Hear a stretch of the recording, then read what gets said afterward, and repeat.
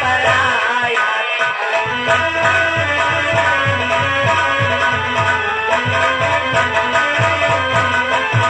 अरे भैया, हम तो उस गुरु के चेले जिसने बाल्यावस्था में इतनी बेतराग राशि तारुका का संहार करवाया था हमारे और आपके हाथों। और भैया गुरुदेव और भी तो कहा करते थे कि वे कहते थे जो पतिता है उसका वध करना दोष नहीं, कि पृथ्वी के घड़ित जंतुओं को पृथ्वी से हटाना पाप नहीं।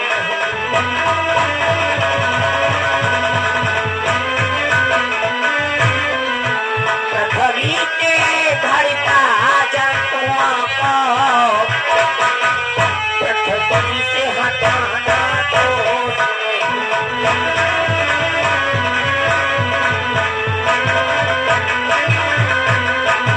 अरे भैया गुरुदेव भी तो अपने कहा करते थे कि इस पृथ्वी पर अगर कोई अन्यायी है, अधर्मी है, उसका वध करने से कोई दोष नहीं होता है।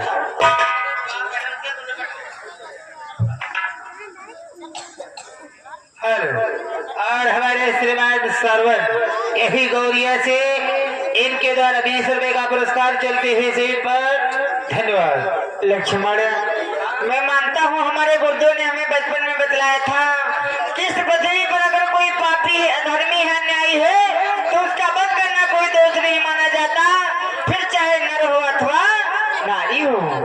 परंतु लक्ष्मण भैया सोचो विचार करो, अब हमारा बचपन नहीं रहा है, अब हम सियाने हो गए हैं। अगर बचपन में हमसे कोई अपराध हो जाता है तो सभी बालक समझ करके क्षमा कर देते हैं, परंतु अब हम सियाने हो गए हैं, किसी नारी का वध करना हमें शोभा नहीं देता। और जरा सोचो विचार करो लक्ष्मण, तुमने जिस नारी के नाक और कान काटे हैं वो रोती बिलखती अपने परिवार की तरफ गई है, उसके परिवार वाले जिस समय इसकी हालत देखेंगे हमसे बदला लेने के लिए अवश्य आएंगे। और आप तो जानते हो प्रिय जानकी के स्वभाव को, वो जरा जरा सी बातों पर डर जाया करती है। उन राक्षसों को देख करके कहीं हमारी प्रिय जानकी भयभीत न हो जाए, इसके लिए आपको कार्य करना होगा। आखिर कौन सा कार्य भैया? जानते हो लक्ष्मण भैया लई जानकी जाओ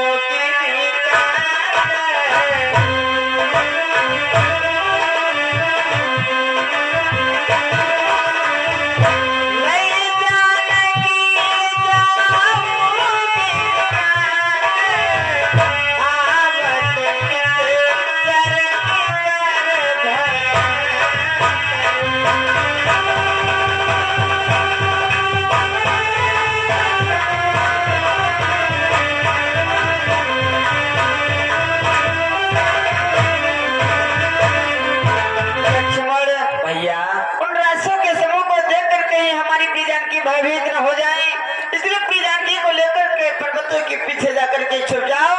जो भी राक्षस आएगा, जो भी प्राणी आएगा, हम उससे अवश्य बात करेंगे। हेलो। और हमारे श्रीमान संत राम यही गौरिया से इनके द्वारा 50 रुपए का पुरस्कार चलते हुए से इन पर धन्यवाद। लक्ष्मण भैया जाओ, प्रिय जानकी को लेकर के जाकर के पर्वतों के पीछे छुप जाओ। जैसी आज्ञा भैया, आपकी आज्ञा इस लक्ष्मण के सिरोधार है कि भैया बोलो लखन तुम्हारे आज्ञाकारी, लखन तुम्हारे आज्ञाकारी, लखन तुम्हारे आज्ञाकारी, हरम सदा मात की रखवारी, हरम सदा मात की रखवारी।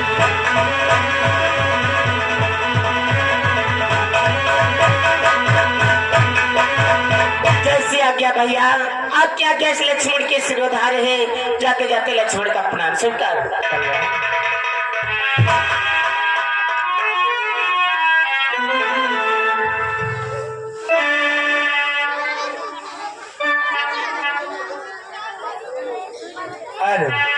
लीला प्रेमी भक्तों, इधर जब आज शूर्पणखा के नाक अथवा कान काट लिए जाते हैं, आज शूर्पणखा रोती भी लगती अपने सगे संबंधियों यानी अपने भाइयों के पास जाती है। उसी दंडक वन में उसके 14,000 सेना के साथ में भाई निवास करते थे, जिनका नाम था खरदूषण तीसरा। खरदूषण तीसरा 14,000 सेना के साथ उसी दंडक वन में निवास करते थे। आज शूर्पणखा रोती बिलखती अपने भाइयों के पास जाती है और ये सारा हाल सुनाती है और किस प्रकार से 14,000 सेना का और भगवान श्री राम का युद्ध होता है। चलते हैं दंडक वन महाराज खरदूषण तीसरा के दरबार को और चलते चलते कुछ सुर में घुसने का प्रयास करते हैं। अरे मेरे अगने में, अरे मेरे अगने में 18 गोरी धान है, मेरे अगने में।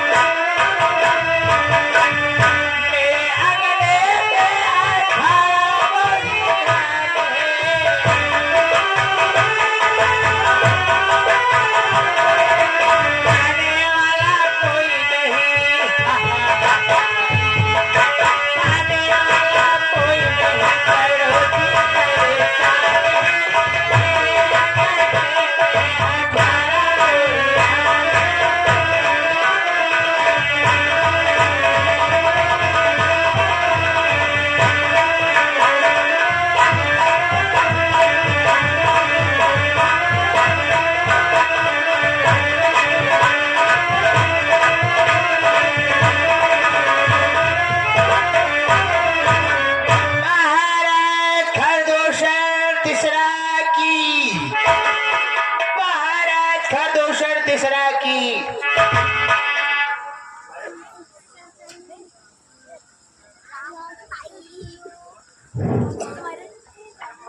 दंडक वन के बहादुरों, महाराज बोलो दंडक वन के क्या समाचार है? महाराज फिलहाल दंडक वन के सब बढ़िया ही समाचार है महाराज। अच्छा अच्छा, दंडक वन के बहादुरों, तुम्हें मालूम होना चाहिए कि मैं इस दंडक वन का शेर हूँ। वाकई में महाराज आप ये दंडक वन के शेर हैं, तो मैं इस दंडक वन का सवा शेर हूँ। इसलिए सवा शेर का सवा दो महाराज। बोल। आप दंडक वन में रहते हो और मैं दंडक वन का सवा शेर कैसे हुआ महाराज? कैसे हुआ? क्योंकि महाराज मैं इस दंडक वन का भ्रमण करता हूँ, विचरण करता हूँ और समस्त दंडक वन की सारी सूचनाएं आपके सामने पेश करता हूँ, तो मैं दंडक वन का विचरण करने वाला सवा शेर नहीं हुआ महाराज। अच्छा अच्छा अच्छा, दंडक वन के बहादुर बहुत होशियार हो। आप पूछ लगा तो सियार हो जाओ। क्या शियार? ठीक है।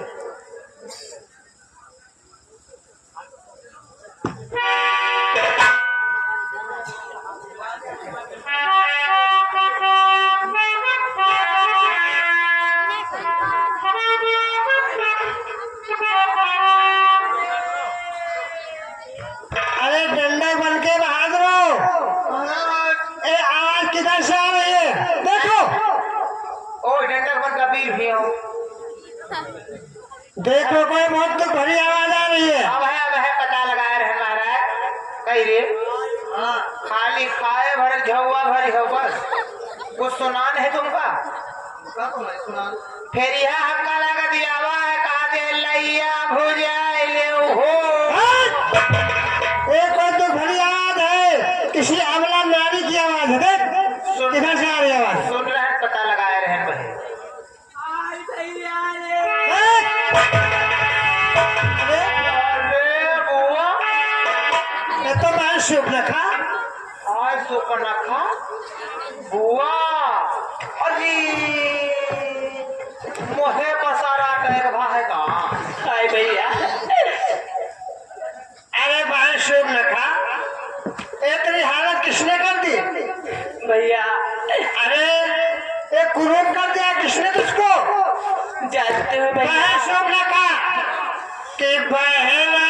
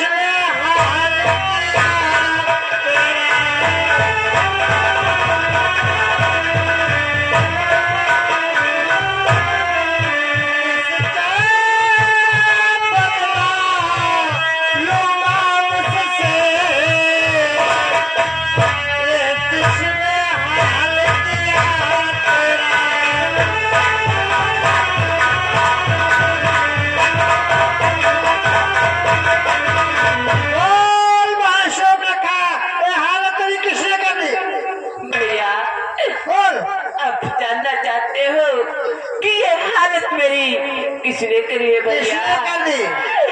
कि भैया तो लड़के राम लखन से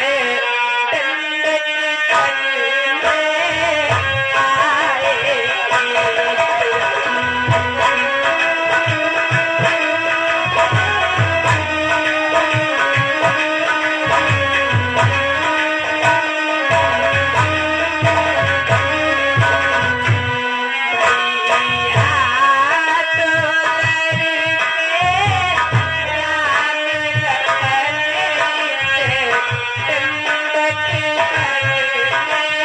आए।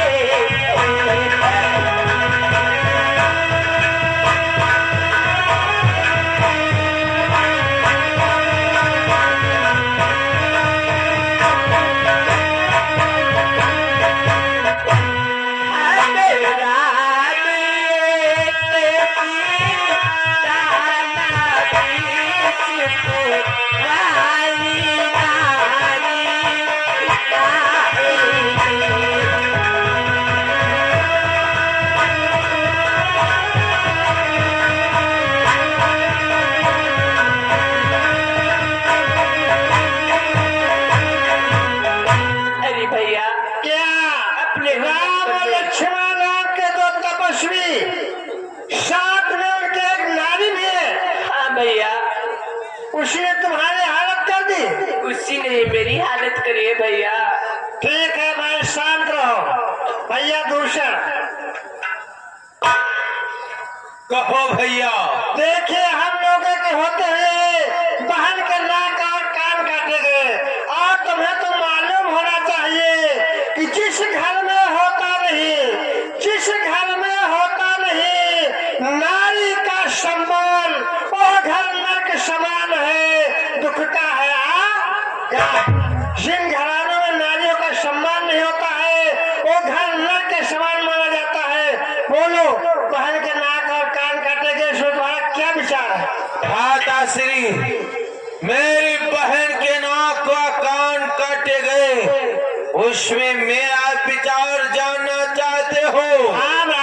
उन तब से बच्चों के मजाल जो मेरी बहन के नाक व कान काट दिया। हे भ्राताश्री,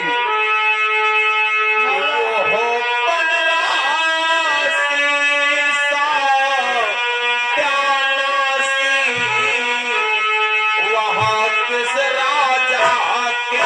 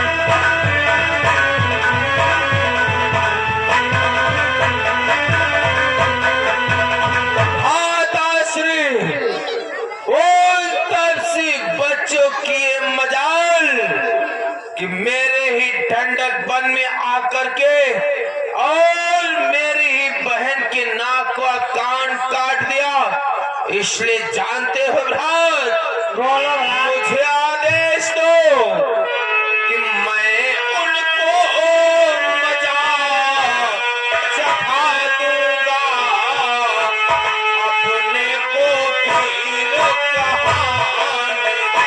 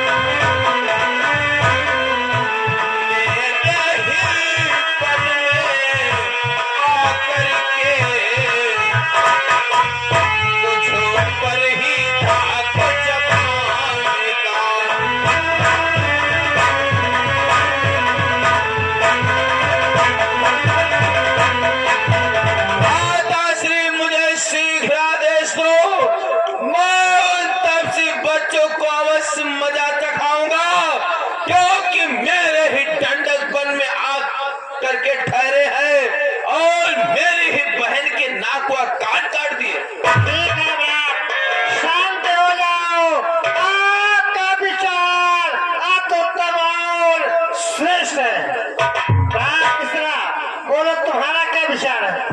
कहिए भ्राताश्री, अरे मेरे बहन की नाक और कान कट गए, मेरा विचार जानना चाहते हो भ्राताश्री? तो सुनो कि हे भ्राताश्री, मुझको आज्ञा दे दो, मैं दंडक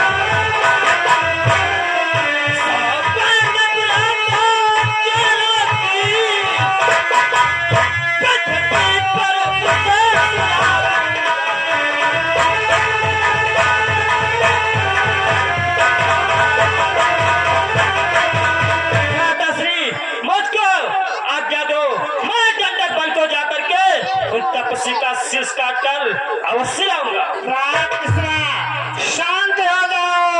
तुम्हारा विचार अत्युत्तम और श्रेष्ठ है, लेकिन तुम लोगों के विचार के साथ साथ एक मेरा भी विचार है। मेरा संदेशा तब से बच्चों से जाकर पहले बता देना। कहो भ्राताश्री, आपका कौन सा संदेशा है?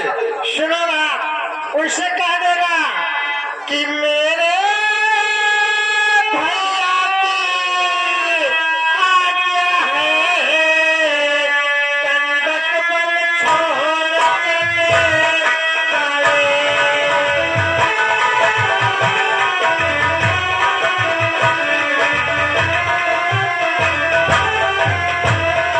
मेरे भैया की आज्ञा है, दंडक बन